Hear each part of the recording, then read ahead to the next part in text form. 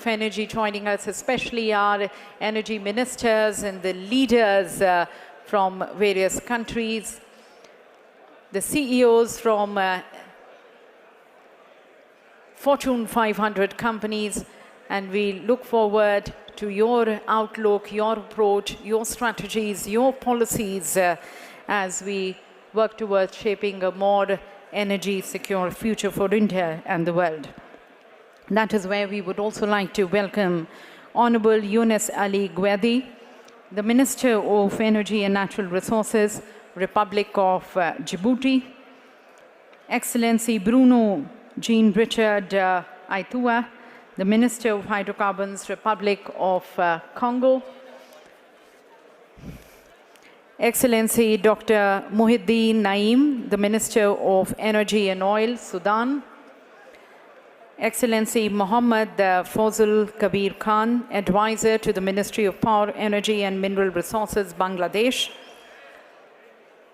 We also have Excellency Deepak Khatka from the Ministry of Energy, Water Resources and Irrigation, Government of Nepal. Excellency Wilmot J.M. Pei, the Minister of Mines and Energy, Republic of Liberia. Also in this August gathering, joining us is Excellency Ibrahim Matola, the Minister of Energy, Malawi. We have our respected Secretary, Ministry of Petroleum and Natural Gas, Government of India, Shri Pankaj Jain. Excellency Martin Ezolfsson, the Secretary of State, Iceland. We also have the presence of Honorable Yukai Simba Negavi, the Deputy Minister of Energy and Power Development, Zimbabwe. Dasho Karma Shering, the Secretary, Ministry of Energy and Natural Resources, Bhutan. And then once again from India, from the think tank body of India, Niti Aayog, we have Shri Suman Berry, the Vice Chairman of Niti Aayog.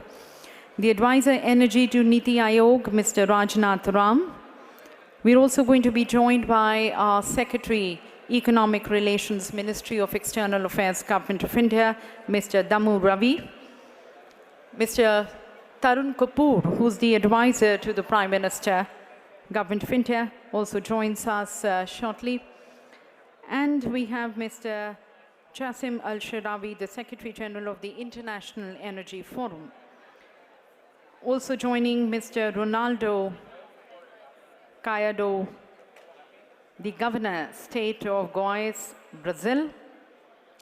Dr. Agbu Kifas, the Governor of Taraba State, Nigeria. And Mr. Uwer Gelan, the Head of German Development Corporation in India, and the Honorable Minister, German Embassy in New Delhi. So these are the very distinguished dignitaries who are going to be joining us. As the dignitaries join us, would also like to mention that we have an executive club that's very world-class facilities it offers with world-class suites for networking and your personal meetings and as you build greater collaborations and partnerships with each other. That's the executive club giving you and extending you world-class hospitality. So people who have access to the executive club, once we close here with the inaugural session, are then requested to be moving to the executive club for their lunch, and the rest of the delegates and participants who've joined us, my humble request to them will be to be joining us for lunch in the lunch area, which is just next to the exhibition area.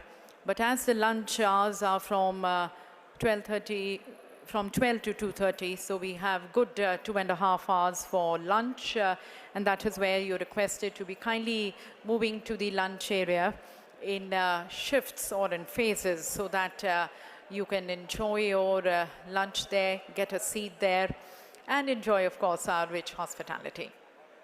Further, ladies and gentlemen, we also have a special gala dinner evening today, but that stands strictly by invite. So people who have the invite towards the gala dinner, I request you to be joining us for the gala dinner. That's a gala evening which we have today. And that is towards, it gives us, India, the opportunity to share with you the richness of our culture, traditions, our customs, our hospitality through the richness of our dances, our music, our art, our handicrafts, and then, of course, the rich cuisine. So hope you enjoy the hospitality by India, this very conference being organized under the patronage, under the aegis of the Ministry of Petroleum and Natural Gas. So on behalf of our Honorable Prime Minister, Shri Narendra Modi ji, and then our dynamic Petroleum and Natural Gas Minister, Shri Hardeep Singh Puri ji, and all associated, all who have been partnering, all the partners in success, all our sponsors also.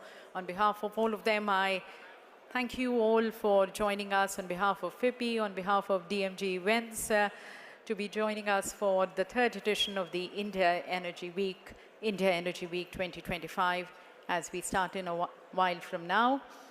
Once again, a very humble request to the people who are still standing to be kindly taking your seats. If I can once again request you to be taking your seats, having your mobile phones on the silent mode or in the meeting mode, please. Thank you.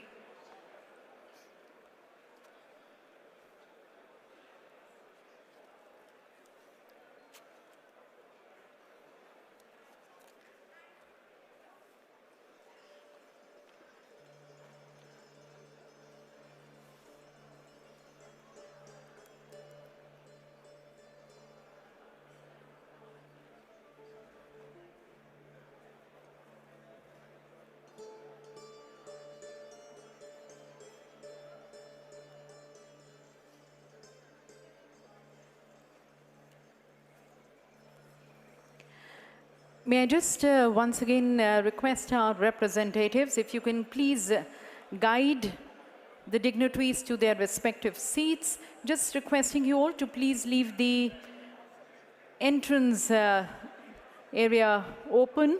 Kindly be taking your seats for all the dignitaries, and the delegates are going to be taking in, moving in the hall from that very gate. If you can leave that gate unoccupied as you enter, requesting you to kindly move towards your respective seats. We have our representatives who shall guide you. Kindly be taking your seats at the earliest possible. We have our very eminent energy leaders, the honorable ministers, the CEOs of Fortune 500 companies, and all the other eminent participants, the honorable ambassadors of various countries, the heads of delegations, the heads of various energy organizations joining us. It's a great pleasure to be welcoming all of you on behalf of the Government of India, on behalf of our Honorable Prime Minister and our Minister for Petroleum and Natural Gas as you join us. But then, as we are going to be starting shortly with the inaugural session, just requesting everyone to be seated at the earliest possible, please.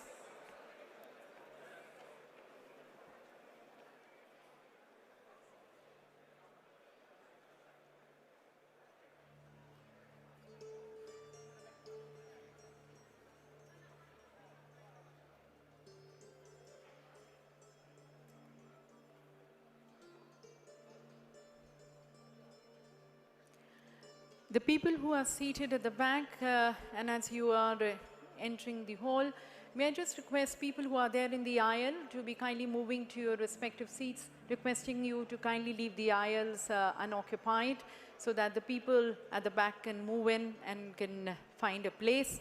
People who are here in the front, may I request you to kindly be taking your seats. A very eminent leaders, very distinguished dignitaries, we have been seated in the front row, just requesting you all to be kindly taking your seats at the earliest possible. Shortly, we have the eminent speakers of this inaugural session, which is going to be close to 2 hours. We're expecting them to be joining us at 10:10 and taking this very first session till 12 o'clock, post that, which we are going to be then moving for lunch. But yes, our distinguished ministers and the energy leaders, along with the various heads of delegation, are going to be experiencing the hydrogen bus, which is stationed outside, giving them an experience of the fuel of the future being run by hydrogen. That's a bus stationed outside, which our honorable ministers and leaders are going to be experiencing just after this inaugural session. And the rest of us, the other eminent delegates and participants, are going to be moving to the lunch area.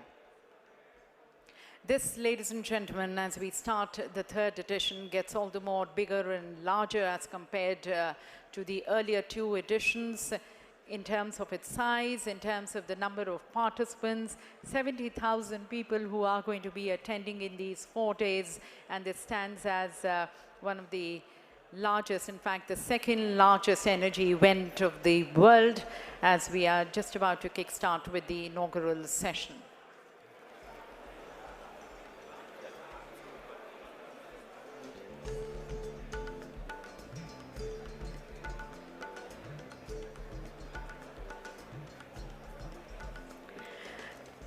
Ladies and gentlemen, we already have our honorable ministers who are going to be part of the inaugural session in the premises. They're going to be joining us anytime in the hall. So once again, a very humble request to all the people who are still standing, especially people who are standing in front of the stage and in the first few rows. May I request you, dignitaries, to be taking your seats. May I just request our representatives to be kindly guiding the dignitaries to their seats. Let's be ready, ladies and gentlemen, as we start with the inaugural session.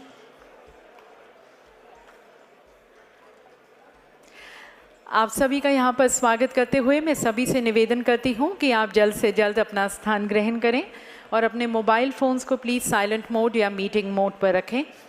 हमारे यहाँ पर सभी जो हमारे सम्मानित अतिथिगण उपस्थित हैं, उनसे मैं विशेष निवेदन करना चाहूँगी कि आप अपना स्थान ग्रहण करें। अब से बस थोड़ी देर में हम अपने उद्घाटन सत्र के साथ इंडिया एनर्जी वीक 2025 का शुभारंभ करने जा रहे हैं। Requesting everyone to be kindly taking your seats please.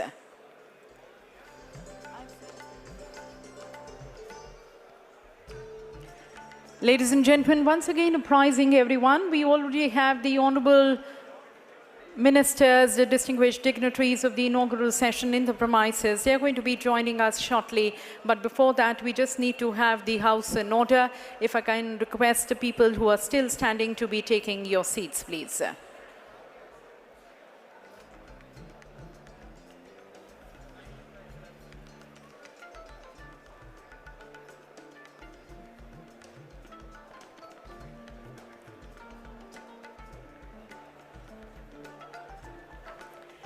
Let me once again welcome all the very distinguished, our honorable ministers from various countries joining us, the honorable ambassadors, the heads of various energy organizations from across the globe joining us in this second largest energy event. Welcome to all of you. Welcome to all the captains and leaders of the industry joining us. But once again, a request to be kindly taking your seats, please.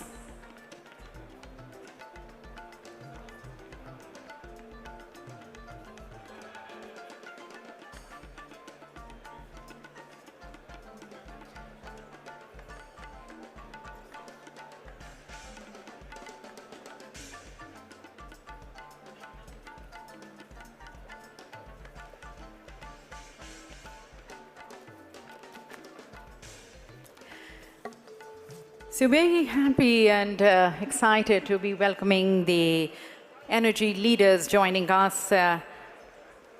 We have shortly the distinguished dignitaries of the inaugural session joining us, and apart from that we have Excellency Delcy Rodriguez, the Honorable Minister of Petroleum and the Vice President of Bolivarian Republic of Venezuela, Excellency Pavel Sorokin, the First Deputy Minister of Energy, Russian Federation, Excellency Haitham Al-Ghez, the Secretary General Organization of the Petroleum Exporting Countries, Honorable Yunus Ali Guedi, the Minister of Energy and Natural Resources, Republic of Djibouti, Excellency Bruno Jean Richard Itua, the Minister of Hydrocarbons, Republic of Congo.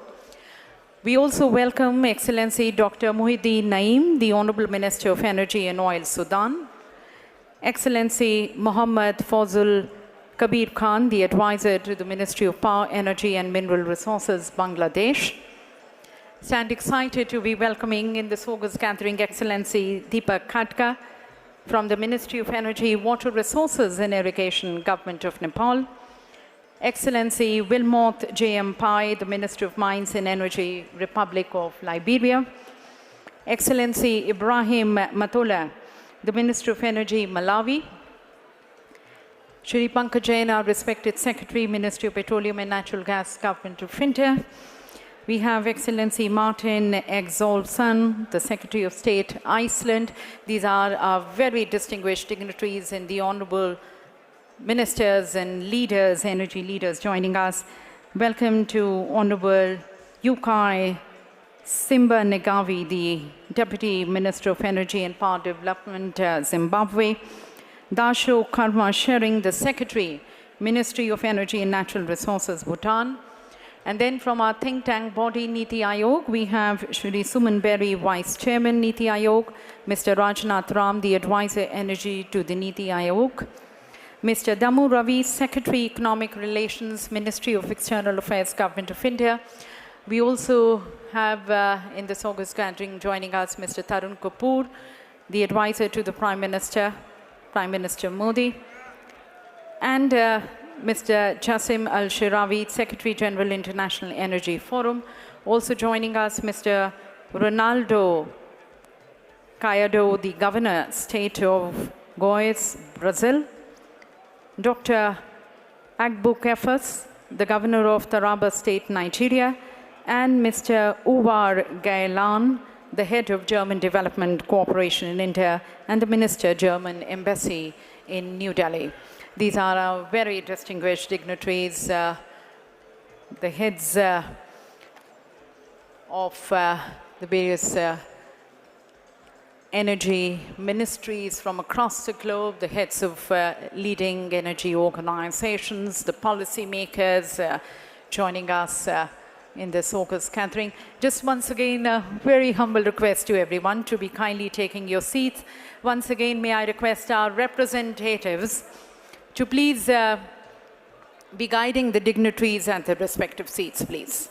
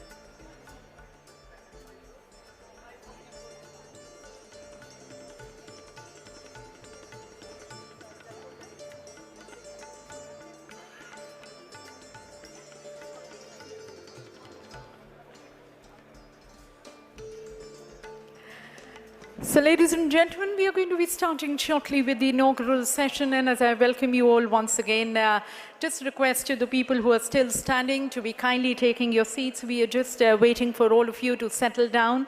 And then we have the eminent speakers of the inaugural session joining us, gracing the hall, and then we begin with the inaugural session.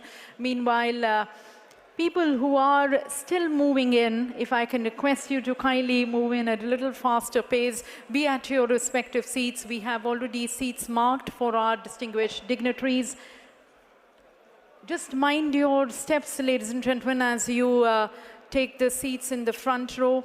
It's at various levels as we have these seating arrangement. Just mind your steps as you take your seats, please.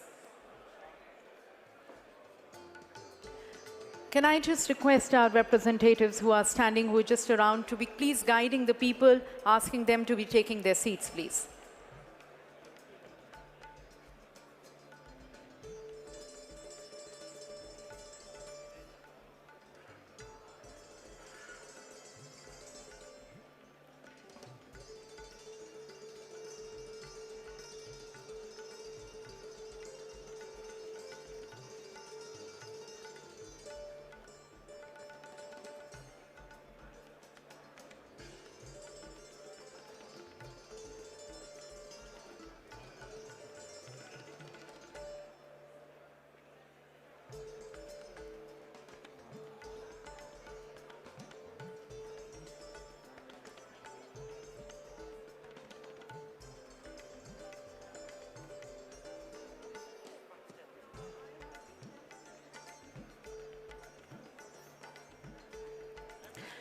As our dignitaries are joining us, may I request you to kindly take in your seats, please. We are going to be shortly joined with by the distinguished dignitaries and the eminent speakers of the inaugural session. As you take your seats, just mind your step, especially the first two steps.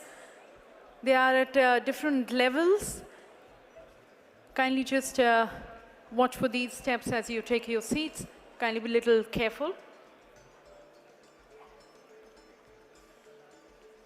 People who are still standing very closer to the entry gate, may I just request you to kindly move in, be at your seats, kindly leave that area, please, unoccupied. We'll have shortly the speakers of the inaugural session, our leaders, our ministers joining us, the rest who are already here, requesting you to kindly not be standing, please be taking your seats.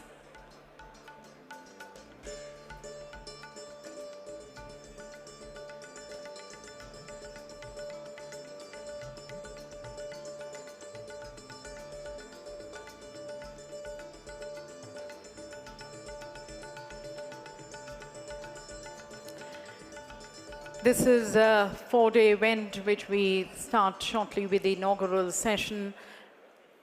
The event being organized by FIPI, the Federation of Indian Petroleum Industry, along with DMG Events, the leading organizers of international conferences and seminars and exhibitions. The event being organized under the patronage of the Ministry of Petroleum and Natural Gas, Government of India. So delighted to be welcoming all of you in behalf of our Honorable Prime Minister. As I mentioned, the first two editions which we had, they were inaugurated by our Honorable Prime Minister. This time he's not been able to join us. As I speak, he's there in France. There's a AI Action Summit which he's attending, co-chairing that summit, and post that he's going to be going to United States of America and meeting President Donald Trump. But he has sent across his good wishes to us, and we are going to be playing his message in this inaugural session, which we start in a while from now, but just waiting for all of you to be settling down so that we can then invite the speakers, the dignitaries of the inaugural session, and then we stand good to be starting with this very first session.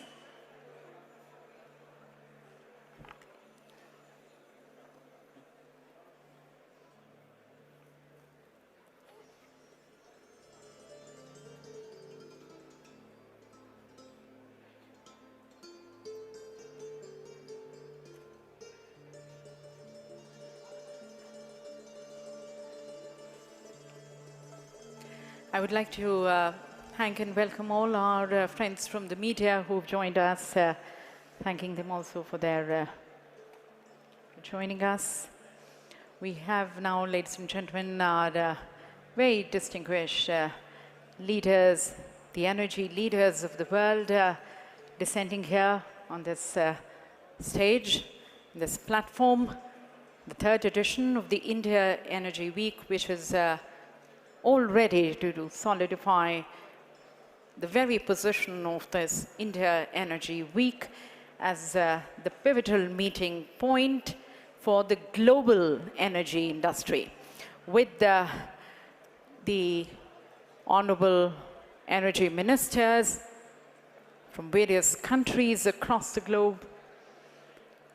We have the honorable ambassadors, the heads of the energy organizations, the who's who from the world of energy. And we stand excited to be welcoming all of you in our beautiful country, India, as we open shortly the energy dialogue with you through this inaugural session.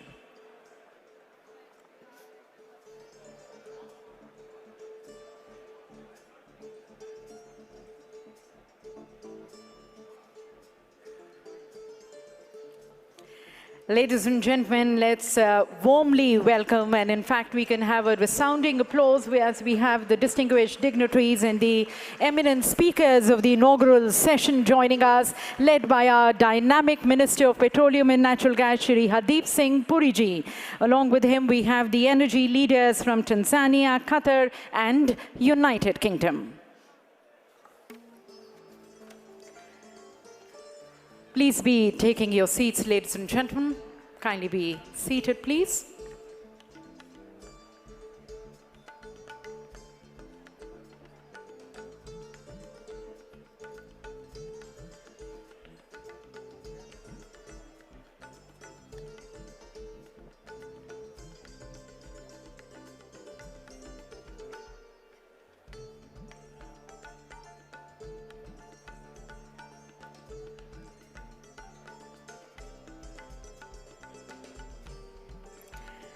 Excellencies, our very distinguished energy leaders, the honorable ambassadors, and the who's who from the world of energy joining us, all the energy enthusiasts, the think tanks.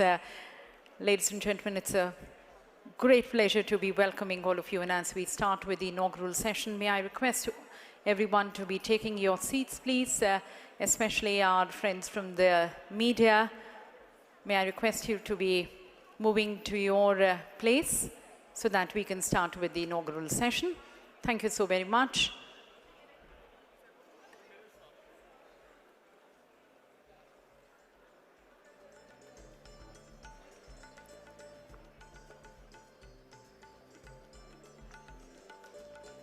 Thank you. May I request our friends from the media to be kindly moving on the sides at your respective places, designated places, so that we can start with the inaugural session, please. Just a very humble request to our media personals. Kindly be moving off from the enclosure in front. Please be vacating the area in front of the stage, please.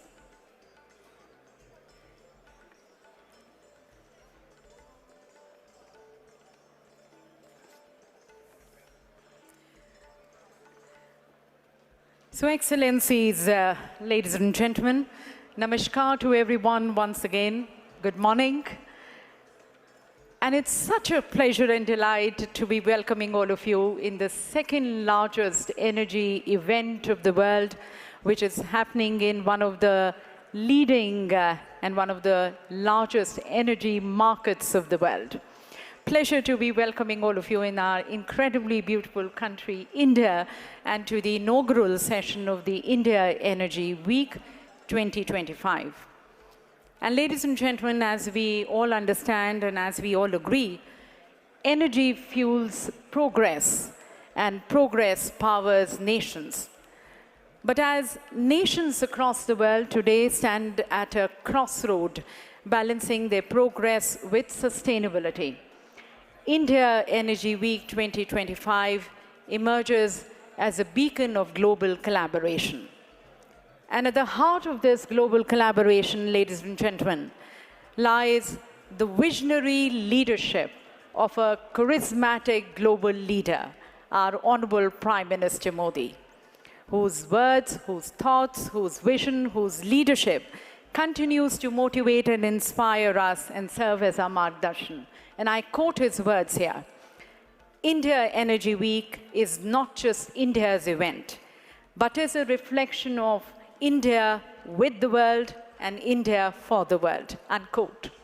Very profound words of our Honorable Prime Minister that highlights India's energy ambition. Not only shaping a secure, resilient, inclusive, and an energy-secure world for itself, but for the entire world.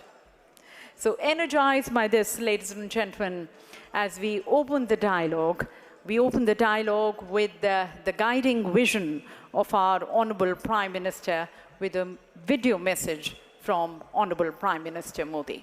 If you can play his message, please. केंद्रीय मंत्रिमंडल के मेरे सहयोगी, your excellencies, ambassadors, distinguished CEOs, सम्मानित अतिथिगण, अन्य महानुभाव, देवी और सज्जनों, इंडिया एनर्जी वीक में देश और दुनिया भर से यहां यशोभूमि में जुटे सभी साथियों को नमस्कार। आप सभी सिर्फ एनर्जी वीक का हिस्सा भर नहीं है, आप भारत की एनर्जी एम्बिशंस का महत्वपूर्ण हिस्सा है। मैं आप सभी का अभिनंदन करता हूं। विदेश से जो मेहमान आए हैं, मैं उनका भारत में स्वागत करता हूं। साथियों, दुनिया का हर एक्सपर्ट आज कह रहा है कि 21st सेंचुरी भारत की सेंचुरी है। भारत अपनी ही नहीं, दुनिया की ग्रोथ को भी ड्राइव कर रहा है और इसमें हमारे एनर्जी सेक्टर की बहुत बड़ी भूमिका है। भारत की एनर्जी एम्बिशंस 5 पिलर्स पर खड़ी है। हमारे पास रिसोर्सेज हैं जिनको हम हार्नेस कर रहे हैं। दूसरा, हम अपने ब्रिलियंट माइंड्स को इनोवेट करने के लिए प्रोत्साहित कर रहे हैं। तीसरा, हमारे पास इकोनॉमिक स्ट्रेंथ है, पॉलिटिकल स्टेबिलिटी है। चौथा, भारत के पास स्ट्रैटेजिक ज्योग्राफी है जो एनर्जी ट्रेड को ज्यादा आकर्षक और आसान बनाती है। और पांचवा, भारत ग्लोबल सस्टेनेबिलिटी के लिए कमिटेड है। इससे भारत के एनर्जी सेक्टर में नई संभावनाएं तैयार हो रही है। साथियों, विकसित भारत के लिए अगले 2 दशक बहुत अहम है और इसमें आने वाले 5 साल में हम अनेक बड़े पड़ाव पार करने वाले हैं। हमारे बहुत सारे एनर्जी गोल्स 2030 की डेडलाइन के हिसाब से अलाइन किए गए हैं। साल 2030 तक हम 500 gigawatt renewable energy capacity add करना चाहते हैं। साल 2030 तक भारतीय रेलवे ने नेट जीरो कार्बन एमिशन का टारगेट रखा है। साल 2030 तक हम हर साल 5 million metric tonne green hydrogen कर सके, ये हमारा लक्ष्य है। हमारे ये टारगेट्स काफी एम्बिशियस लग सकते हैं, लेकिन बीते 10 साल में जो भारत ने हासिल किया है, उससे ये विश्वास पैदा हुआ है कि ये टारगेट भी हम जरूर हासिल कर लेंगे। फ्रेंड्स, बीते 10 साल में भारत 10th लार्जेस्ट से 5th लार्जेस्ट इकोनॉमी बना है।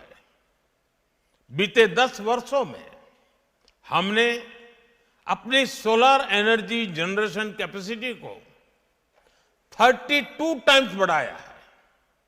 आज भारत दुनिया का तीसरा सबसे बड़ा सोलर पावर जनरेटिंग नेशन है। हमारी non fossil fuel energy capacity 3 गुना बढ़ी है।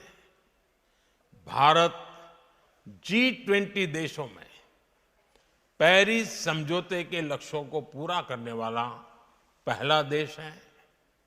भारत कैसे अपने लक्ष्य समय से पहले प्राप्त कर रहा है, इसका एक और उदाहरण है इथेनॉल ब्लेंडिंग। आज भारत 19% इथेनॉल ब्लेंडिंग कर रहा है। इससे फॉरेन एक्सचेंज की सेविंग हुई है और सब्सटेंशियल फार्मर रेवेन्यू जनरेट हुआ है। साथ ही CO2 एमिशंस में सिग्निफिकेंट कट भी आया है। हम अक्टूबर 2025 से पहले ही 20% इथेनॉल मैंडेट अचीव करने की राह पर है। आज भारत की बायोफ्यूल्स इंडस्ट्री तेजी से ग्रो करने के लिए तैयार है।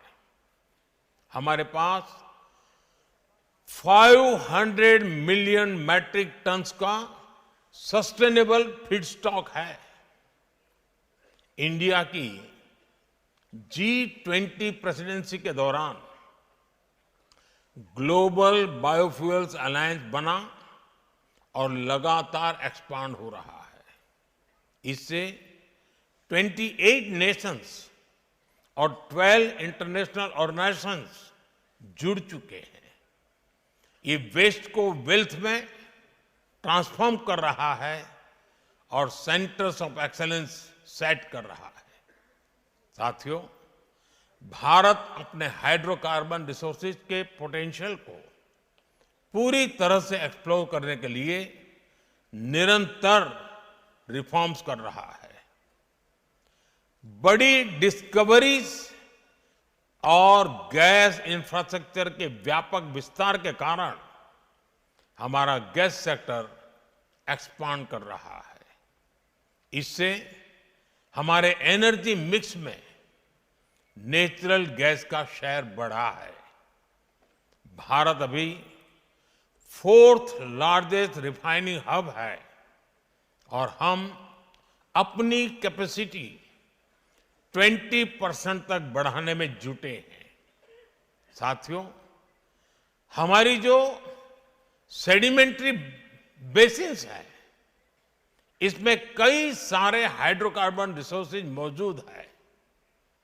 इनमें से कई का पता चल चुका है और कई ऐसे हैं जिन्हें खोजा जाना बाकी है, जिनका एक्सप्लोरेशन बाकी है। इंडिया का अपस्ट्रीम सेक्टर और आकर्षक हो, इसके लिए सरकार ने open acreage licence policy OALP बनाई है। एक्सक्लूसिव इकोनॉमिक जोन को खोलना हो या सिंगल विंडो क्लियरेंस सिस्टम बनाना हो, सरकार ने इस सेक्टर को हर तरह से मदद दी है। Oil fields regulation and development act में हुए बदलाव के बाद अब स्टेक होल्डर्स को पॉलिसी स्टेबिलिटी, एक्सटेंडेड लीजेस और इंप्रूव्ड फाइनेंशियल टर्म्स की सुविधा भी मिलेगी।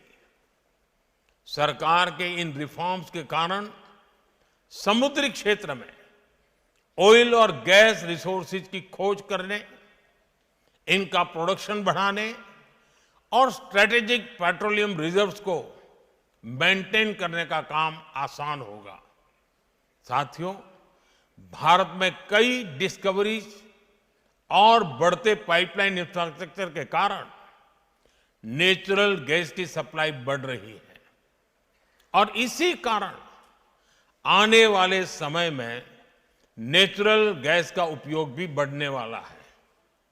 इन सारे क्षेत्रों में आपके लिए निवेश की बहुत सारी संभावनाएं बन रही हैं। साथियों, आज भारत का बहुत बड़ा फोकस मेक इन इंडिया पर है, लोकल सप्लाई चेन पर है। भारत में पीवी मॉड्यूल सहित अनेक प्रकार के हार्डवेयर की मैन्युफैक्चरिंग के लिए भी बहुत संभावनाएं हैं। हम लोकल मैन्युफैक्चरिंग को सपोर्ट कर रहे हैं। 10 साल में भारत की solar PV module manufacturing capacity का विस्तार हुआ है। ये क्षमता 2 गीगावाट से बढ़कर करीब 70 गीगावाट हो गई है। पीएलआई स्कीम की वजह से ये सेक्टर और आकर्षक हो गया है। इससे high efficiency solar PV modules की मैन्युफैक्चरिंग को बढ़ावा मिला है। साथियों, बैटरीज और स्टोरेज कैपेसिटी के सेक्टर में इनोवेशन और मैन्युफैक्चरिंग दोनों के लिए बहुत अवसर हैं। भारत बहुत तेज गति से इलेक्ट्रिक मोबिलिटी की तरफ बढ़ रहा है।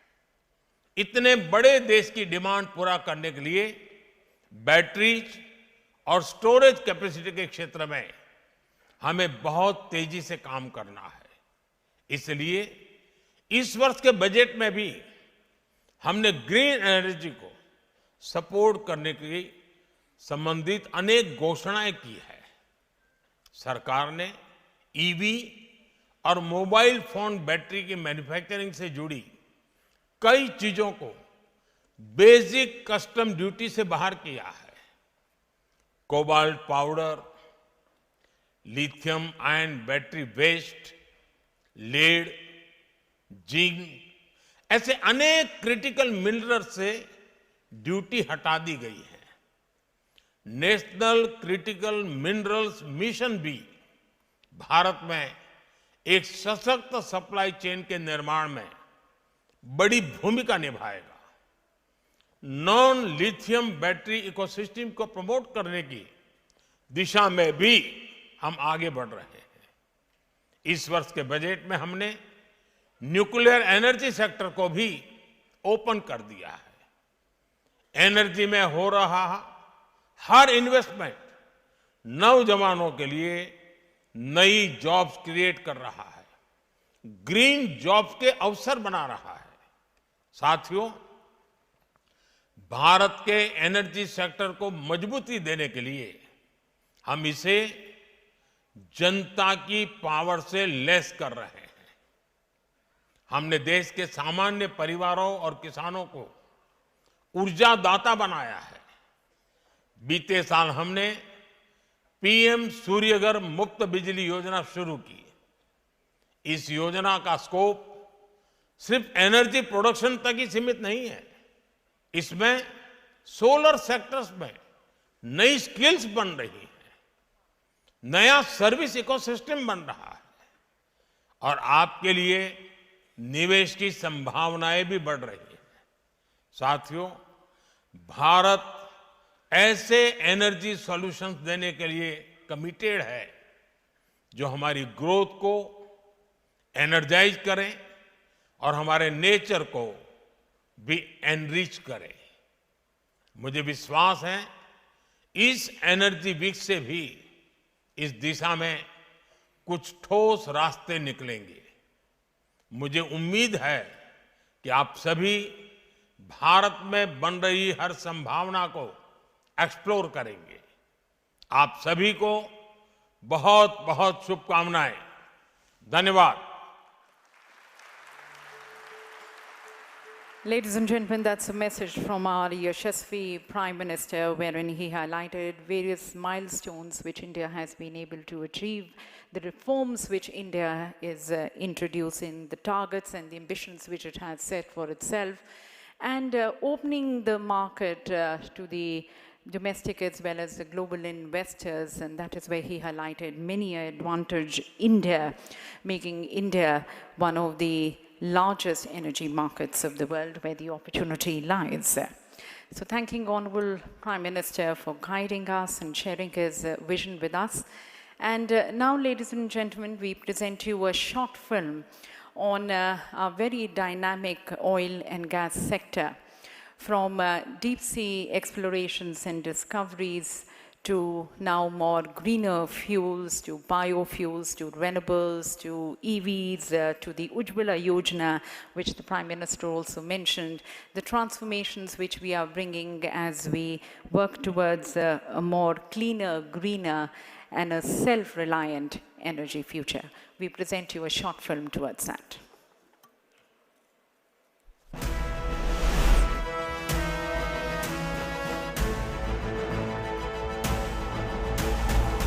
The global energy world of today is totally interconnected. It has embraced many principles. Energy justice, where no one is left unsupplied. Energy security with sustainability to power economic benefits. Affordable energy to every citizen. Collaboration for diversity of sources, growth and transition. India is playing a major role in the global energy sector, driving consumption as the world's third largest and fastest growing energy consumer, an assured demand center into the future. Creating opportunities for increased collaboration for production in offshore and onshore blocks, harnessing every energy source with purpose, creating a favorable ecosystem to drive down costs for hydrogen production, biofuels, and sustainable aviation fuel. Supporting global demand for petroleum products and petrochemicals as the fourth largest refiner with continuing investments. Delivering Euro 6 compliant products with quality standards second to none and supplies to 100 countries. The nation is developing an orderly model for transition driven by practicality, policy reforms, and inclusivity, pivoting to natural gas through increased production and consumption, ensuring that the entire nation is covered by the city gas distribution network. Spreading clean cooking through increased penetration by twofold in 7 years. Showcasing affordability with LPG penetration at near saturation.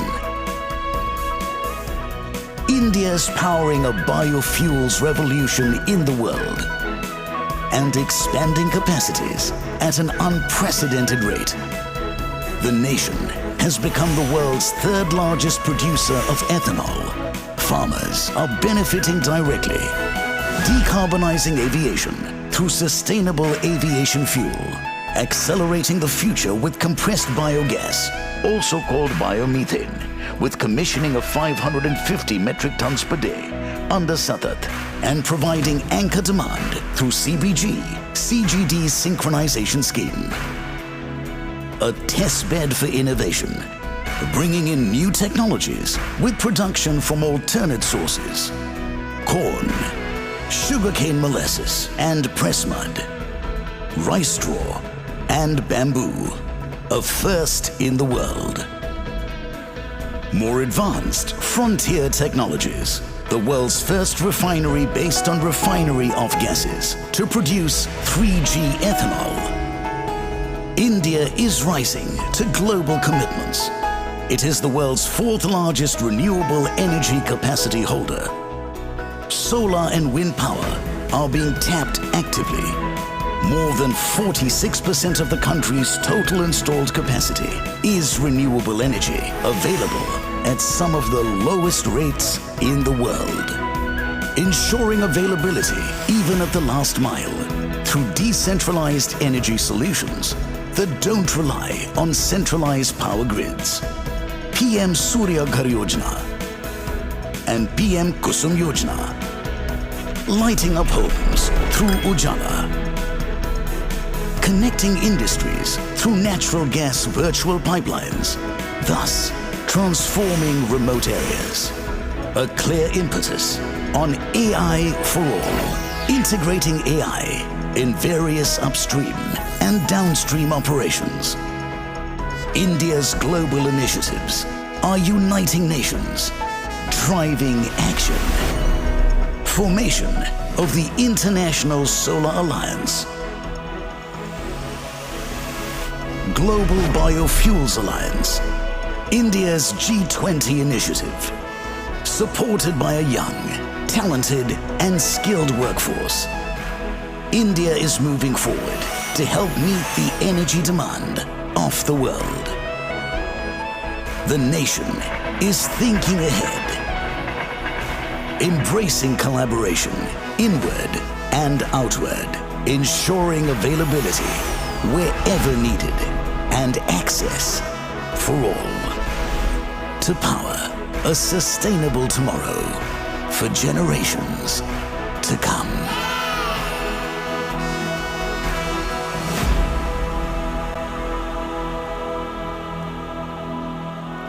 So that, ladies and gentlemen, is our dynamic oil and gas sector transforming, transitioning to a low-carbon economy, and then working with the nations across the world.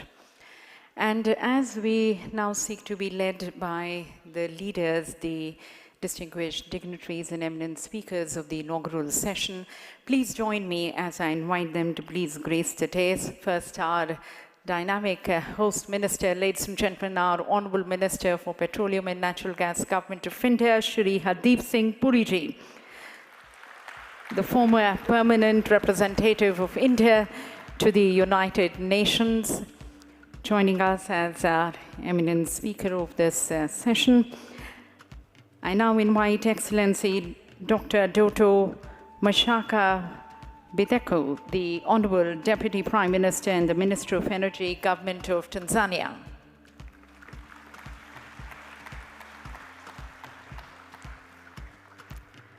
I take this now the honor of inviting Excellency Saad Sharida Al-Kawi, the Honorable Minister of State for Energy Affairs, Qatar, who's also the CEO of Qatar Energy. And now inviting here on the dais Mr. Ed Miliband, the Secretary of State for Energy Security and Net Zero, United Kingdom. And ladies and gentlemen, shortly we are going to be engaging with the energy dialogue with our energy leaders. We'll be having a panel discussion, so I would like to also invite our moderator, Shri Jagaraja, the Senior Correspondent, CNBC, to be joining us here on the dais.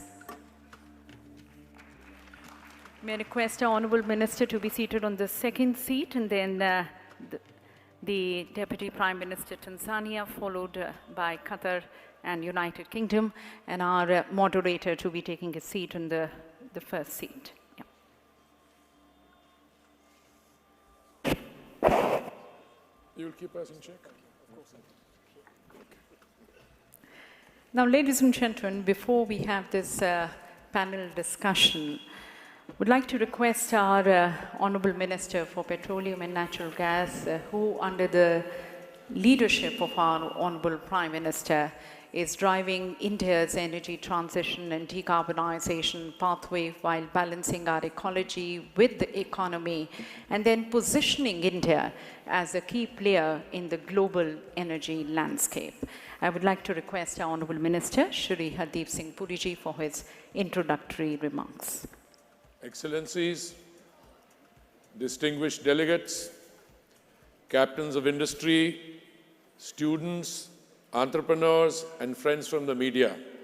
Namaskar, good morning, and a very warm welcome to all of you to India Energy Week 2025. Ladies and gentlemen, this third edition of the India Energy Week comes at a significant time amongst today's global uncertainty, and I would say it also comes at an opportune time.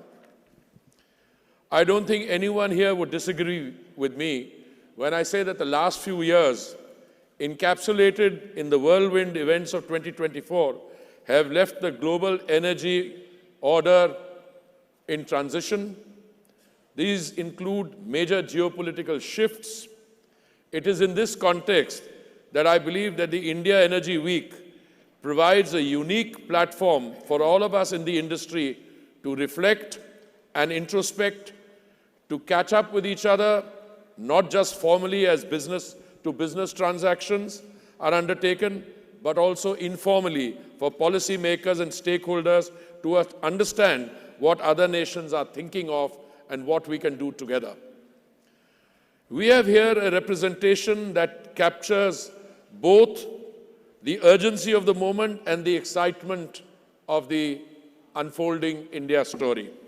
The India Energy Week has emerged to become, if I may be allowed to say, the second largest energy event in only its third year. More than 70,000 energy professionals from over 50 countries will be participating in this event.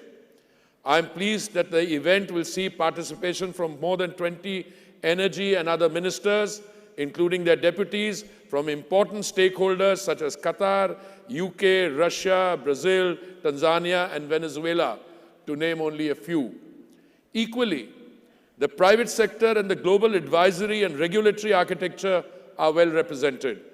I welcome members and executives of international organizations such as OPEC, and I see my brother, the Secretary General here, IEF and IEA, as well as nearly 100 CEOs from Fortune 500 energy companies such as Honeywell, Petrobras, Technip Energies, ADNOC, Baker Hughes, Vitol, and many more. The fact that this is the first time this year that senior representatives from across the global energy sector will exchange notes is crucial. That is the true value of this week. It enables us to listen and learn from one another, to think together of the mega trends that will shape the future. It is our hope that the India Energy Week provides the much-needed network effects which can foster constructive dialogue. But this platform, ladies and gentlemen, is not just a strategic conference. Beyond industry and technology, IEW is also about youth and innovation. More than 500 entrepreneurs are participating in startup challenges like Avinya and Vasudha, thus nurturing the next generation of energy disruptors. It is also an exhibition forum where cutting-edge innovations will be showcased by more than 700 exhibiting companies, more than 100 of which are exciting startups. I am overwhelmed to see the scale, depth, and size of innovation, particularly in deep tech in the energy sector, such as artificial intelligence, machine learning, quantum computing, big data, drones, and robotics. In many ways, harnessing the bourgeoising innovation ecosystem, most notably in India, was a primary factor behind the inception of the first edition of the India Energy Week in 2023. Major oil and gas companies such as BP, Shell, Exxon, Chevron, McDermott have their global capability centers in India, where lakhs of Indian, a lakh being 100,000, Indian engineers are doing cutting-edge design, engineering, data processing, and decision analytics for drilling operations, refinery operations, and seismic data processing globally.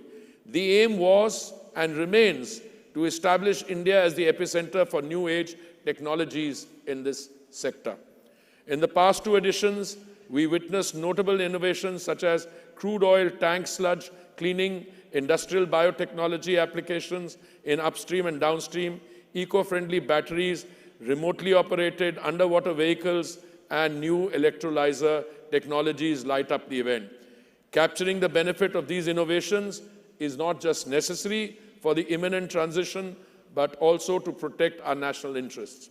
Nobody can say with any degree of certainty what the new framework for global energy markets will look like, but we can be sure that it is going to be transforming at breakneck speed, driven by forces that are both accelerating and colliding. What we see today is a recalibration of strategy, prioritizing near-term profitability while keeping long-term transitions efforts in play. Before anyone accuses me of ignoring our environmental obligations, I must state that the primary focus remains on increasing the adoption of biofuels, renewables, and hydrogen. The IEA estimated that global energy investment was going to exceed $3 trillion for the first time in 2024, with $2 trillion going to clean energy, technologies, and infrastructure. Climate change is no longer a looming threat. It is already here. It is unfolding in many grave disasters. Wildfires, floods, and record-breaking temperatures are clear reminders that the world is running out of time. I am a student of history. When I look back at the evolution of global energy economics, I recognize that the very notion of energy transition requires a very deep and nuanced understanding. It is not outright replacement, but more shifting the primacy of one energy source over another. This transition isn't about eliminating hydrocarbons overnight, but leveraging them strategically while scaling renewables to mitigate emissions.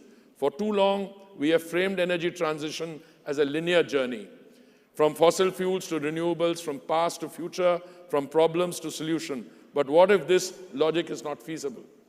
Even when renewables become the dominant energy sources, oil and gas will continue to play an important, if not pivotal role, not just in power generation, but in stabilizing grids, industrial hydrogen, and energy storage innovation. One thing has become absolutely clear to all stakeholders. Energy justice must remain at the core of the imminent transformation.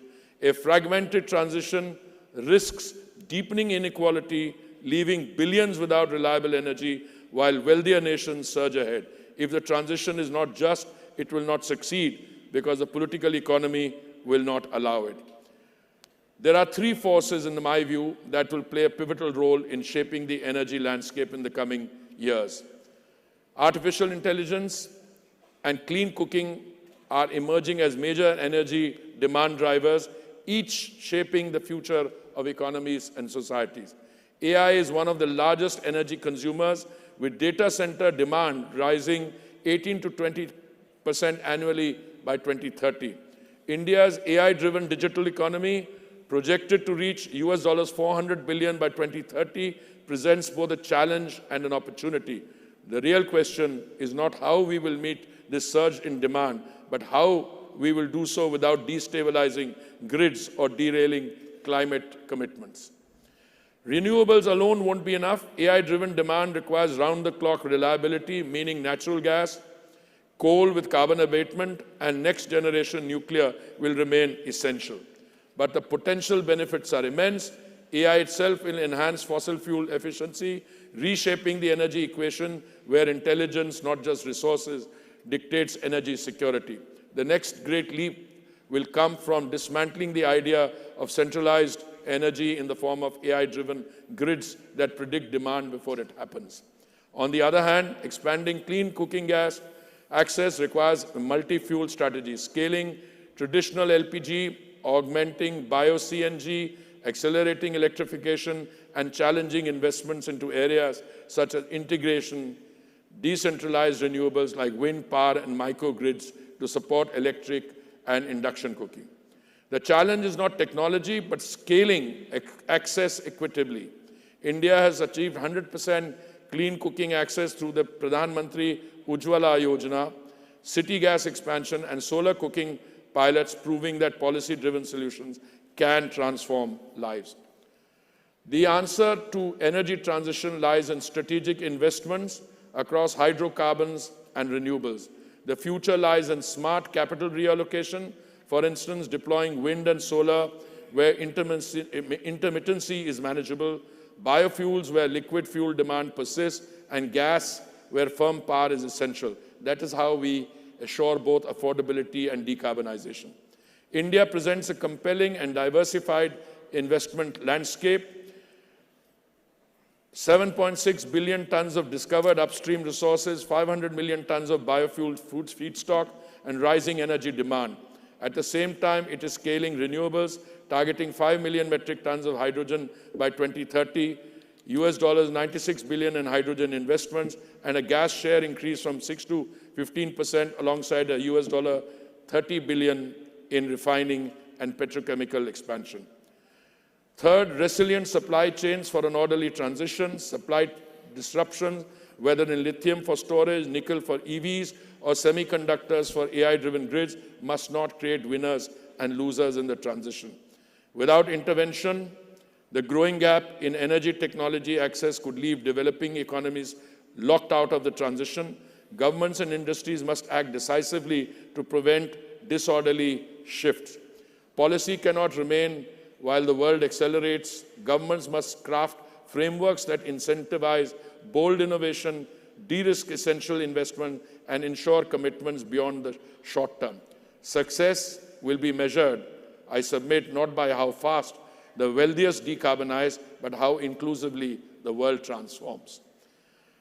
It is our fervent hope that this third edition of India Energy Week becomes the definitive platform for shaping the energy agenda of the future.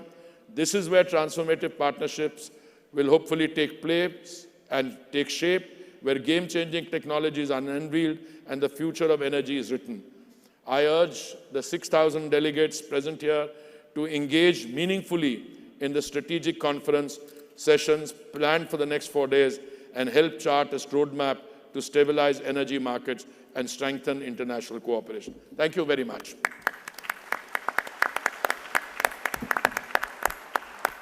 Thank you, Honourable Minister, sir, for your address. In fact, it sets the tone and the context of our panel discussion. And ladies and gentlemen, as the Honourable Minister mentioned that we have the global energy order, especially being impacted by shifting geopolitical scenario, evolving trade dynamics, and then the urgency of environmental sustainability. So we now invite the views and the insights from our energy leaders here on the dais with this panel discussion on the topic of shaping a new world energy order and trade map. And I hand over the stage to our moderator, Shri Jagaraja, the senior correspondent, CNBC.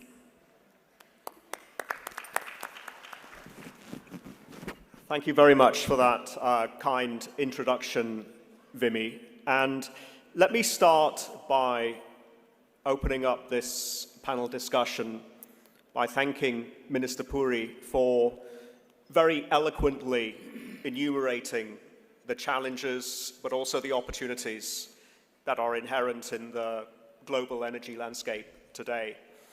And let me start on your first point. We are living in an environment of unfolding uncertainty. From a policy point of view, from a macroeconomic and a market conditions point of view. So that's my first question. How would the panel characterize the balance of macroeconomic and market conditions and risks as they apply to energy pricing? And if I could start with Saad first, please. First, thank you, Your Excellency, Honorable Minister of Energy, for inviting me to this distinguished panel, and it's great always to be in India. I think on a personal note, Delhi is very special to me. I love coming to Delhi for a specific reason. My father was the first ambassador of Qatar in '74 to India. So Delhi ko bahut pyar karta hai. Hindi बहुत अच्छा जानता है लेकिन अभी भूल गया पहला बहुत अच्छा जानता है. So anyway, I used to speak fluent Hindi. I can dabble with it, but I'm not as fluent as I used to be. But anyway, so first of all, I'd like to thank His Excellency for his excellent speech that I think captured all what I could have said in a much better way than I could have said it. But I think One thing regarding pricing, and so it's important to understand that energy poverty exists in the world. You have 1 billion people that does not have basic power that we have. I think you see the example of what the Prime Minister Modi mentioned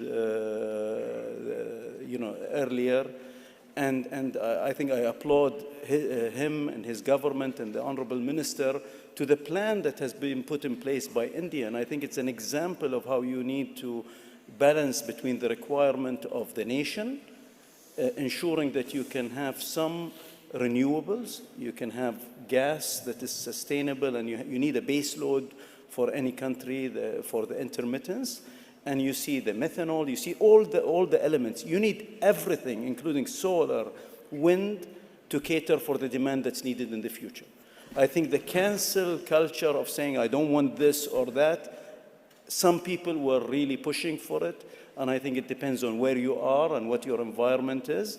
Maybe if you have hydro in abundance, and even that turned out to be not as reliable sometimes. So the intermittency of these energies are a problem. So I think to make sure that we can have affordable fossil fuel, affordable renewable sources, we need to have all these investments in whether it's oil and gas, whether it's renewable, and also in efficiency.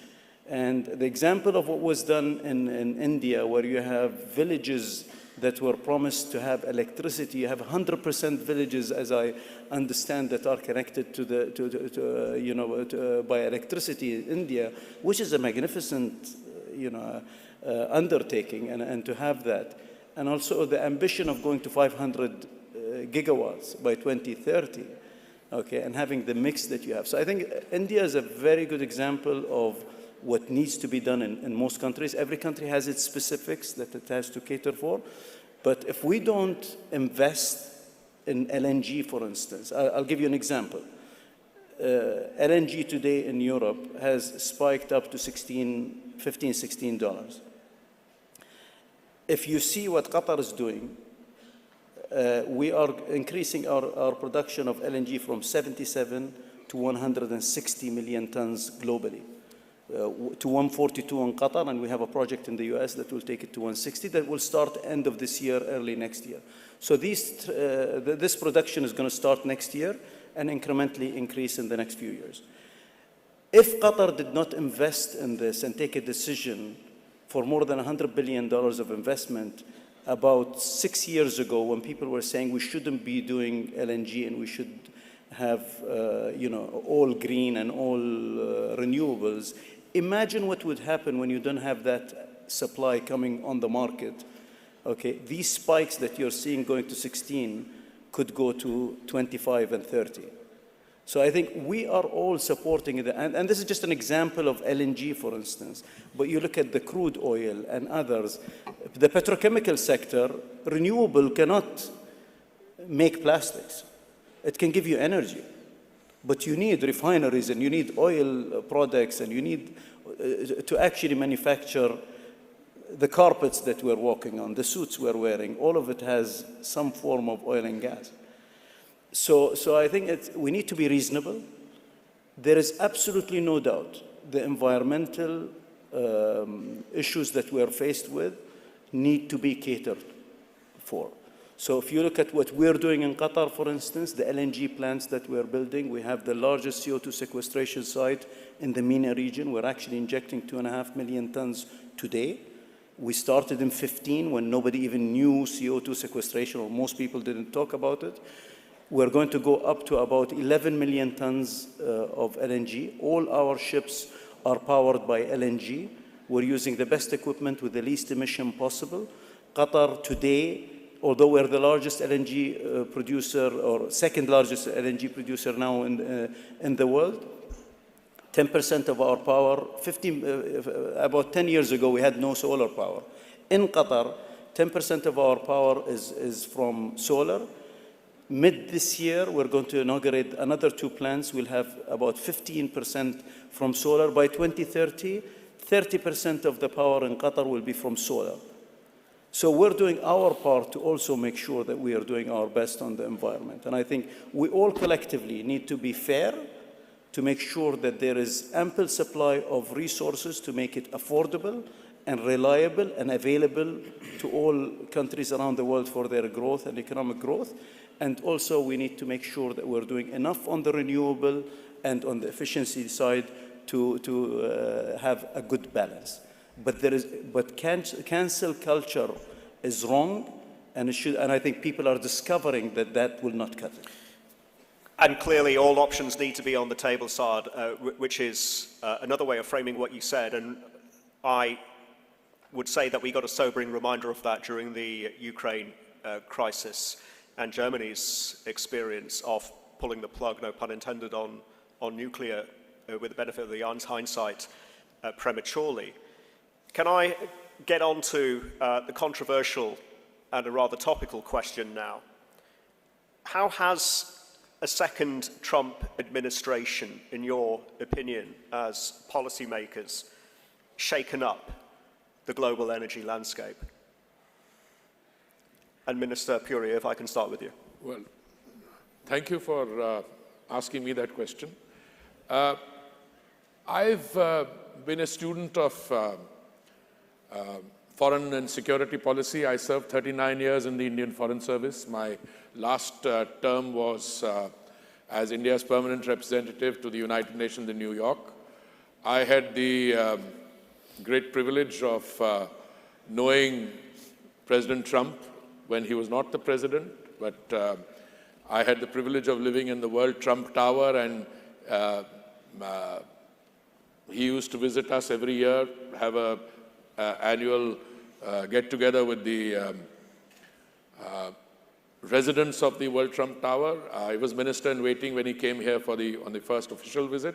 So I have watched the unfolding events with more than a sense of interest. Let me say that democracies, whether in our countries, those of us who are paneled here, democracies throw up verdicts. They will, this thing, Make America Great Again is a very powerful, catchy, this thing. We live in an interdependent world. So obviously, I can tell you from India's point of view, 50% of my GDP is in the external sector. So what happens outside, the value of goods imported and exported, value of remittances, all that shapes our GDP. There is one aspect of the new administration's focus on energy, which I must say is music to my ears. When the new administration says that more energy should come on the market, and more energy means prices should, come down. Clearly, for a country like India, which is both consumer and producer, there are some of my oil marketing companies who get upset every time the price comes down because their balance sheets don't show that. But as an Indian and as a line minister, I'm very happy with prices coming down. My friend, my first point is there has never been a shortage of energy in the world. I mean, not now. There is more than enough energy available.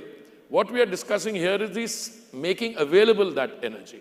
Now, what concerns me in all this is that, look, and this was part of my prepared notes, that we are still, whilst many countries are doing very well, they will transition, some will pay a higher price. You mentioned one country which, took the February 22 this thing and ended up with consequences. But there's something called energy poverty. There are 1.18 billion people who are energy poor. There are 750 million who are lacking access to electricity and 2 billion without clean cooking solution. I think we can solve that problem quite easily. That problem should be resolved quickly. Then the past decade has been the warmest on record, 2024, 1.55 degrees Celsius rise above pre-industrial levels.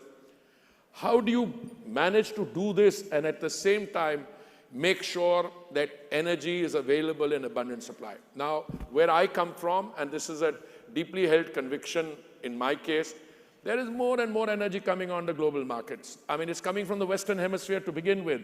I mean, Brazil produces 3 million barrels a day. They're getting another 1.5 140,000 barrels they're going to put on the market. Suriname, Guyana, Canada, United States, by the way, 13 million barrels a day they produce, and I think another 1.6 million will come up.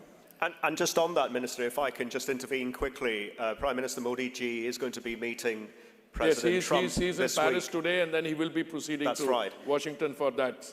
Bilateral energy cooperation centered on an Indian commitment to buy more LNG and maybe civil nuclear collaboration. Is that on the agenda? No, I was addressing a press conference to prepare for this event to welcome all of you. Yes. And I was asked this question, whether further energy cooperation would be discussed. And I said, I would be surprised if it isn't discussed. I mean, as it is, the fact is we are buying $20 billion of energy from the United States every year. I have a long-term agreement with my friend, my brother here, which has to last till 2028. But I've already signed another long-term agreement. And it's an open secret. I mean, it's not even a secret, it's open. We are in the world for more and more LNG. We are expanding our capacity at the terminals, for liquefaction, gasification, etc. Now, I have already a commitment that I want to take gas, natural gas, from 6% to 15% in my energy mix. Now, therefore, we are wanting to sign long-term deals. We are in the market, etc. So that is a given. What I would like to see are the transitions are orderly and that they are without, if I may use the word, zigzags. And, for that, I think we need to sit down together and make sure that whilst we address our requirements of sufficient availability and therefore affordability, and we make sure our commitments to sustainability and transition are there, those parts of the world where clean cooking gas, for instance, is required, it's such an easy thing to solve. And I think that the Global Biofuels Alliance and other developments, if we all put down our heads together, we can make sure that no one is without clean energy for basic needs. Nuclear. Oh, yes, absolutely. Should that be on the agenda? Oh, 100%. Look, it has to be. And is it, and broadly, and I put this to all the panelists, is it an option? Because the way I see it as an observer of the energy transition is that, like it or not, controversial as it is, nuclear is increasingly emerging as an option, nuclear reimagined, nuclear next generation, small modular reactors in this narrative, especially as it applies to this seemingly insatiable demand for power that's going to be generated through this AI boom and data centers. I should have responded straight away because you had put that in. Please. Let me say that we've gone down that road. We went down that road. We signed the India-US civilian nuclear energy deal. We had an India-specific IAEA safeguards agreement. But somehow the commercial contracting never took place. There were problems, on liability and other things. But now we're talking about small modular reactors. I entirely agree. I think this is now very much a part of the discussion. And I also agree with you that all our net zero commitments, etc., nuclear provides a efficient, cost-effective thing, but you have to go through a particular road. And I'm sure that this is going to be a discussion point in major, wherever such discussions take place. I see that happening. Minister, thank you for that. I want to bring in Minister Miliband and Dr. Mashaka Biteko, but before I do, did anybody want to respond to that? Diversification is a watchword that has come up time and time again in the conversations. Saad, you alluded to that. What is the optimum energy mix? Ed? Well, look, can I first of all say what a privilege it is to be here at India Energy Week, and Minister Puri, I want to thank you for hosting us here today and to congratulate the Government of India on its vision for energy, for tackling climate change and all the other issues, including economic development, obviously, centrally. Look, I think there is a large degree of agreement on this panel about some certain truths. Minister Puri talked about the climate crisis incredibly compellingly about the way in which it is not just some theoretical future threat, but is a real and present, and it's true across all countries. January was the hottest January on record. Secondly, I think there is a common narrative across all of us that we want to achieve economic growth and development, energy security, and tackling climate change all together. It's not a question of either or. We need all of those things together. And thirdly, then, all of us in our different ways, depending on our national interests and capacities, are going to pursue our own paths as part of this transition. And just to speak briefly about the United Kingdom, look, here is our position, which is the Russian invasion of Ukraine was a massive wake-up call for the world, but also for us in particular, because what we saw was a huge spike in fossil fuel prices, having a massive impact on our consumers, on our businesses, and our public finances. And we are a proud producer in the North Sea of oil and gas, but we are also a price taker, not a price maker, on the international markets. And that means that we were hit in a massive way. So the experience of the United Kingdom is that for us, energy security, economic growth and jobs, and tackling the climate crisis all point in the same direction, which is to make this transition to clean energy as fast as we can.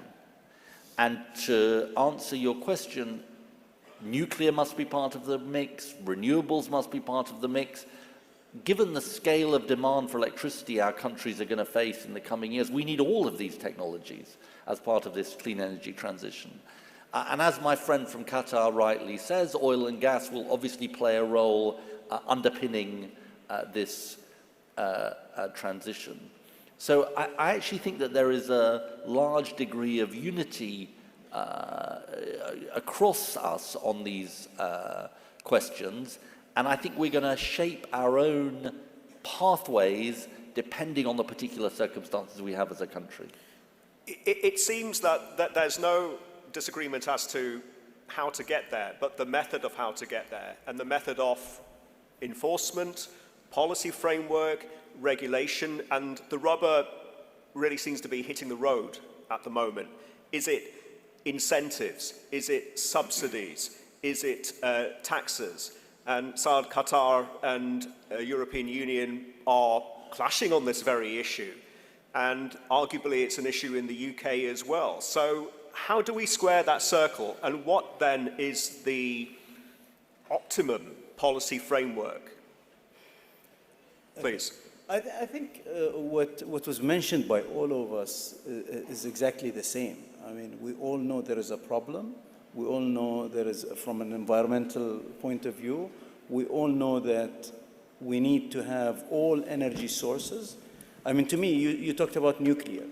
To me, any country that has the access to the technology, can do it safely, and can afford it, and doesn't do it, if their public is agreeable to it, I think they should absolutely do it. Because you need nuclear, you need gas, you need oil, you need renewables to get a good energy mix for the long term. So whoever can do it should do it. I mean, as far as nuclear is concerned, for instance, we need all sources. We're going to have a billion and a half to 2 billion people here in the next 30 to 40 years. You know, we're going to need the middle class is increasing.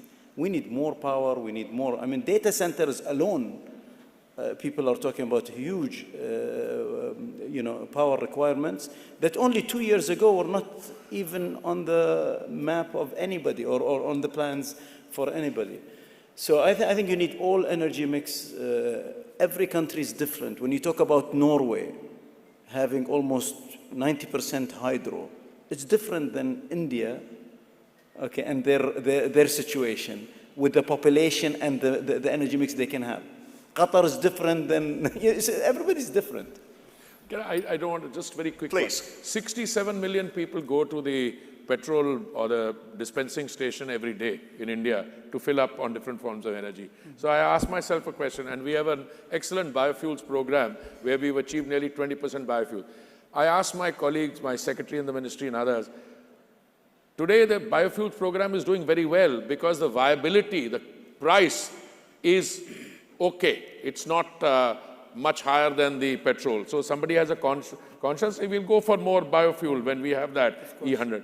But if the price of green energy is out of range from cheaper other energy, then you are dependent on the goodwill of people to make the transition. I think governments have a responsibility, and at least that's how I look at our task, to make it, to do policy formulation in such a way that green energy gets a push.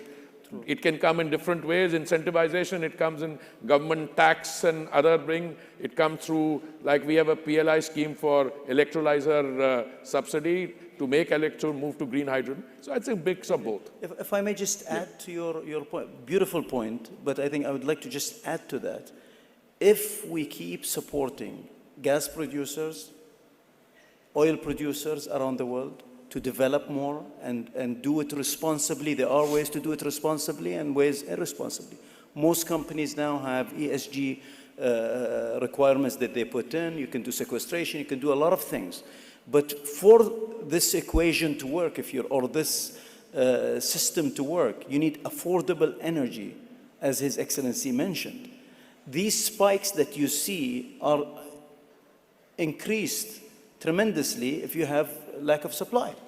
So when people keep harping on oil and gas producers and demonizing them, and you shouldn't be producing more oil and you shouldn't be producing more gas all along the last 10 years, that actually doesn't help in solving the environmental problem and doesn't help in making this equilibrium or some kind of a balance between pricing that you need. So we need affordable, ample supply of oil, gas, and investment in all the other green initiatives. Thank you for that, Saad. And let me just pick up on this point of affordability. Let me bring in Minister Bitoko. In Tanzania, your country has a lot of hydro, and that is something of a success story, and you're even exporting some of that surplus power to East Africa. So this issue of interconnectivity is a very important one, and give us a sense of how that is making energy affordable, not just for your country, but East Africa more broadly on a regional basis. Thank you so much, moderator. But before I say what I want to say, I also want to thank the organizers of this event and the Indian government for extending invitation to us to be part of this India Energy Week, which I think is a place or a platform where we can share insights and learn from each other and see what we can do to make sure the population that we have back home are all powered by electricity or energy. Coming to your question, the world is very dynamic currently. We're facing a situation where we cannot be static. We have to face the reality. And the prescription of one size fits all cannot work in the current world, because the situation in Qatar is quite different from the situation in Tanzania, or the situation in India is different from the situation in any other country. So the bottom line is we just want to make our people have access to energy. And this is very, very important. So which way should one take? It is not one size fits all. It can be different from one country to the other. As you have said, and Minister Puri has said, close to more than 1 billion people in the world are lacking electricity, and 600 million out of that are coming from Africa. So if we take a prescription from the developed countries, then we want to fit it to the underdeveloped countries, then we miss a very big point. That's why I'm saying we have to face it with the reality at hand. The climate change, the emerging technology, the financing issues, these are the issues that one has to look at it and see which way one can have a pathway. So coming back to your question, In my country, Tanzania, the most dominant energy mix is hydro, where we are at 65%. And a few days ago, we had an African head of state summit where we are discussing on how we can power the 300 million people to electricity, which they are lacking currently. We have a target where we want, in the year 2030, we want to push the entire country to 100 renewables, and hydro being one of the major sources of electricity. Now, currently we are relying on hydro, and we have natural gas, we have solar, and we don't use fossil fuel currently because of the price, which is very, very high. So the excess we have, what are we going to do with it? For instance, currently we have access of like 750 megawatt excess. What do we do with this excess electricity? That's why we subscribe to two pools, the Eastern African Power Pool and the SADC Power Pool, where we share whatever excess we have across our neighboring countries. Now, having excess is one issue. The second issue is how do you evacuate the electricity you have to your neighboring country? This is where the capital intensivity is coming in. You need money to put up the transmission line so that you can connect and create an interconnector between you and your neighboring country.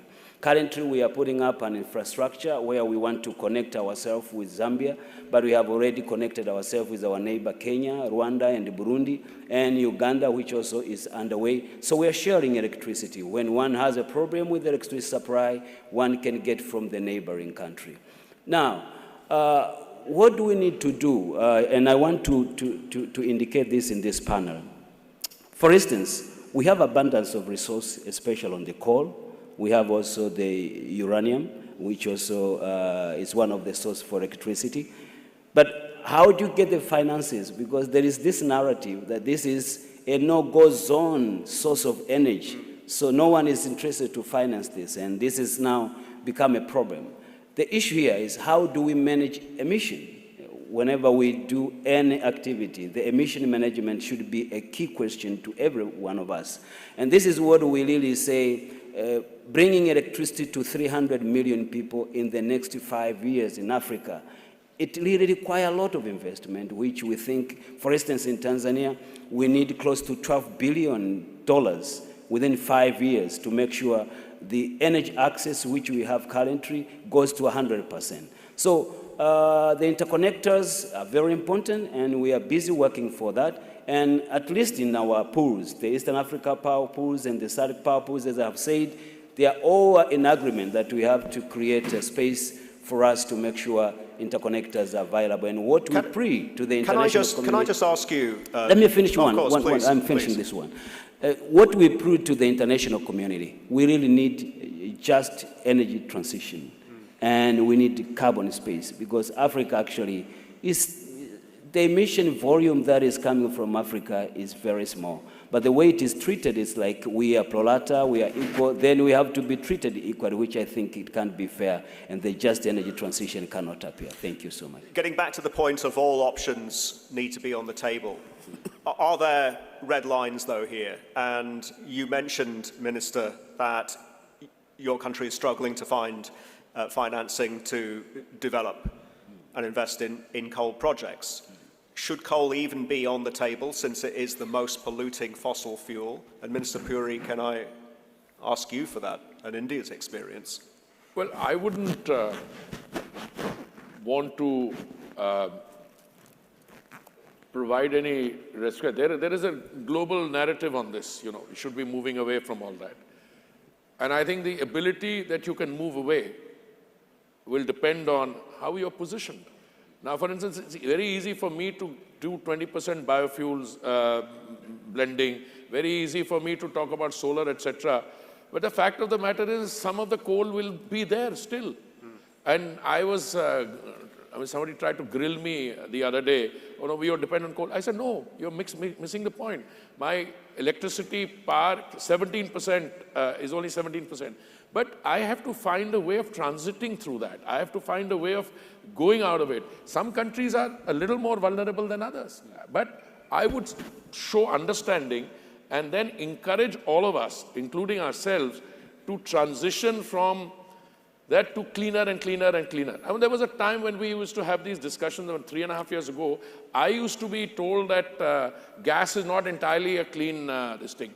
To me, gas is very clean compared to coal or to other things. And therefore, I have no... Then, of course, the mainstream narrative also changed. Thank you for that, Minister. Minister Miliband.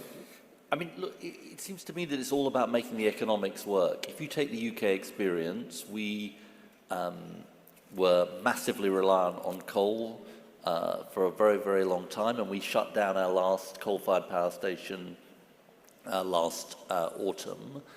And, you know, the economics has changed massively for us. So I was doing this job 15 years ago, and we were making a long-term argument about renewables being cost competitive, but they weren't cost competitive in the short term. Now, the cheapest form of power to build and operate in the UK is solar, onshore wind and offshore wind. Right.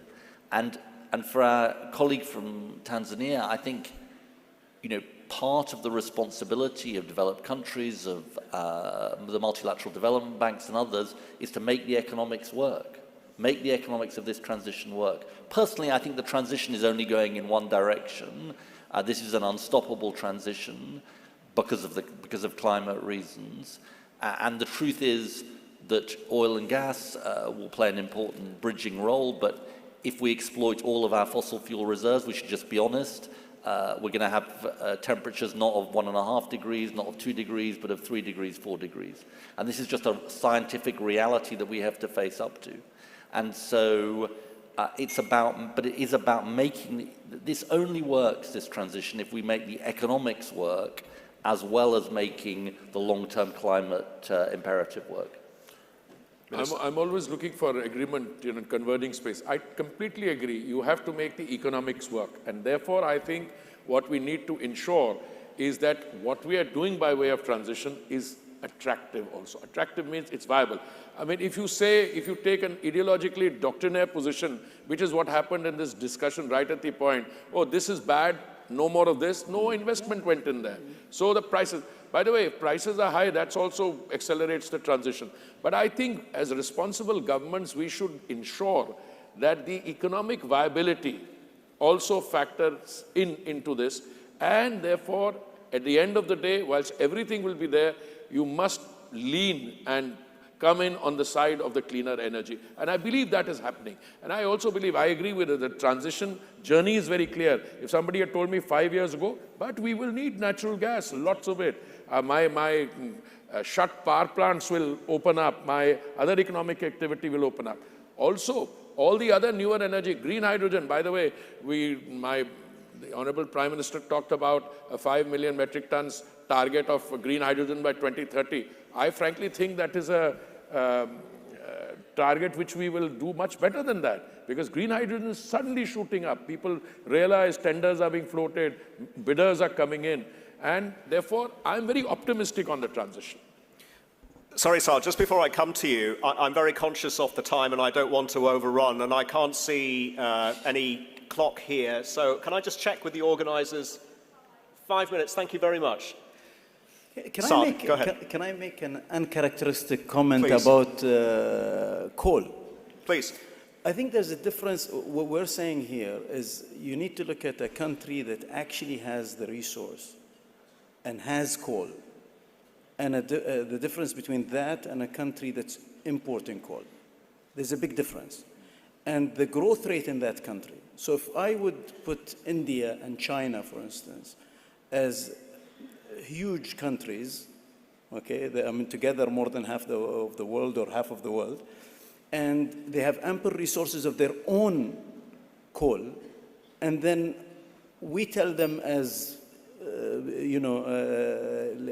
energy sector or as leaders around the world, you shouldn't produce your own coal and depend on imports.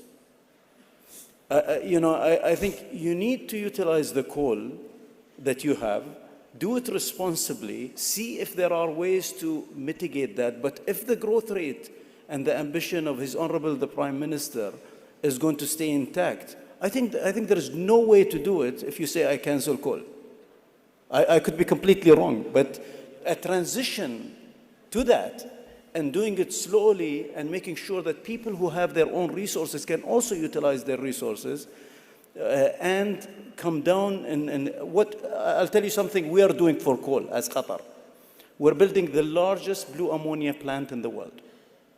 It's going to be starting production next year. That mixed with a lot of customers on coal are talking to us because you mix it with coal and it reduces it's one of the solutions to reduce some of the emissions from coal. But I think we should get away from cancel culture on everything. We need all resources to be on deck. Let me just end by asking another potentially controversial question. And that's about global leadership in the journey towards net zero emissions and the 2030 climate goals. The fact that the US, the Trump administration, has withdrawn from the Paris climate deal and has rescinded the Biden-era green policy initiatives, how much of a setback is that for the transition and global leadership? Or is there momentum? Minister. I mean, look, I think it's really important to say that we as the UK want as many countries in the Paris Agreement as possible. But I was very struck at COP29 after President-elect Trump, as he then was, had been elected, that there was such a will to keep going with this transition. I think this is an unstoppable transition. I think there are sort of two truths that we need to hold. One, this transition is unstoppable. Two, if we carry on going at the same rate, we're going to be, all of us, in deep, deep trouble as countries as we face the effects of climate change, because we're in a, broadly speaking, 1.5 degree world, probably a bit less than that, and it has already got very frightening prospects. So individual countries will make their own decisions, but I think the economics is driving us towards this transition. And in addition, I think the climate imperative is driving us towards this ambition. I'll just make this one other point to you, which is, in the UK, we see this as a huge economic opportunity. You know, we see the prospects around jobs in renewables, jobs in carbon capture and storage, jobs in hydrogen, as a massive growth and jobs opportunity. So to those countries that want to seize this opportunity, good, that's what we want to do. To those countries that decide not to seize that opportunity, that's their own decision, and they will have to make their own decisions. Minister Puri. Well, I agree almost entirely with what Secretary Miliband said. I can tell you our own example. As we are accelerating biofuels, we're already nearly at 20%. We're thinking of what more to do. It's a lot of money saved on imports. That money goes to our agricultural community. But overall, we are still spending $150 billion on imports of traditional energy. Please correct me, Now, if I see the price of green hydrogen coming down, it's probably about $3.5, $4 dollars for a kilo now. But if I see it coming down, I am not a betting man, but I am very sure there will be such public pressure. The transition is going to take place, irrespective of what we or anybody else says. Transition, the journey is that. If we bring the price of green hydrogen down, I believe there will be such a shift to green hydrogen, because we've already demonstrated that the cost of solar energy is brought down from 25 cents to 3 cents. All you need is an electrolyzer. And I believe work is going on a frantic pace. So my response for our moderator, transitions will take place. The pace of that transition will be determined by steps that individual countries will take or we will take collectively. And I'm very sure that it's heading in that direction. I do think that we need multilateral and plurilateral engagements and discussion, and I'm sure we'll be able to navigate this. Thank you, Mr. Puri. Mr. Bittek. Yeah, thank you. I again want to reiterate that transitioning is inevitable. We have to move. But how do we move? It's very, very important. Let be allowed countries with resources that are responsible for generating electricity be allowed to use that space so that they can create security of supply. Because the question here is the security of supply, the affordability, because if you tell me about the hydrogen, which is really costly, that cannot be afforded by these developing countries, it's going to be something that we're pushing the big population out of the equation simply because of the terminology transition. I'll give you an example. In Tanzania, we mine coal, but we're exporters of coal, and we are not allowed to to put up a plant for coal plant. And here, we export the coal to Europe. For Poland, for instance, this is the biggest buyer of the coal. And I think in the energy mix, above 60% of the energy mix is coming from the coal. But what is it? It is possible in other countries, but it is not possible in Africa. So this something has to be looked at, and we need what we are saying, a just transition. We need what we are saying, let's get something which is workable in a different country. We agree the move has to be there. We need to transition. But how do we do that? It has to be a formula which is created a close and which is really one size fits all. Thank you so much. Thank you, Minister Saad. I think enough has been said about that subject. I think I'll just... All right. Minister Miliband, do you have any final thoughts on the transition? The consensus here is that it is unstoppable, but what is important is to find the right policy framework to manage and guide that transition. I think it's been a great session, and I think, my final point, and I think it very much reflects what Minister Puri said, is that there are just huge opportunities to work together across countries, bilaterally, plurilaterally, multilaterally. These challenges that we are facing, and I thought our colleague from Tanzania put it very well when he talked about cooperation across borders in relation to grids and other energy cooperation. These challenges are such that no one country on their own can tackle them. The only way we can tackle them is with partnership, and I think that's very much the spirit of India Energy Week and indeed this conference. So I'm delighted to have been here today. Thank you very much, Minister Miliband. And that's it for this panel, which has been very engaging, very stimulating. I'll leave you with some final words and final thoughts that really encapsulated the essence of this panel, and that is leveraging hydrocarbons strategically so that renewables can scale is the critical imperative and what we really need to see. So thank you very much indeed for joining us and for listening in, and we will have more stimulating conversations throughout India Energy Week. And thank you to our panelists. Well, thank you very much, Mr. Moderator. Thank you. Thank you, Minister. Thank you to our panelists for this very engaging and insightful discussions as we reimagined and rethinking energy security, and then our strategic partnerships and the supply chains. And as they mentioned, collaboration is going to be the key towards navigating these transformations. May I request our dignitaries to be kindly taking their seats and requesting you all to remain in the hall. Ladies and gentlemen, we have an important launch which is going to be taking place now. Please be taking your seats. May I request everyone to be there at their respective seats, requesting our dignitaries to be at their seats, for there's an important launch happening. May I request the ministers to be seated.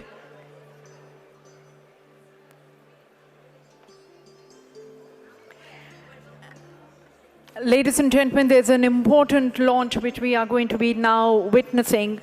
And as our eminent dignitaries, speakers voice, transition is something which is unstoppable, and it's going to be a mixed basket of energy. Hydrocarbons will continue to play an important role. And in India's energy journey, one of the important pillars towards our energy secure future has been OALP, the Open Acreage Licensing Policy, a very transforming policy towards empowering exploration, unlocking our resources, and attracting investments to strengthen India's hydrocarbon sector. Till now, ladies and gentlemen, we've had 8 successful bid rounds of under the OALP. The 9th one is in progress. There have been 144 ENP blocks which have been awarded. And we are happy to announce, ladies and gentlemen, that today there's another milestone which is going to be, we are going to be covering with the launch of the 10th bid round of OALP, opening newer ENP frontiers for both the domestic as well as the global investors. And must I mention here, ladies and gentlemen, this is going to be the largest OALP round in terms of the acreage of it in the single bid round. This time we have 25 blocks which are on offer. So as we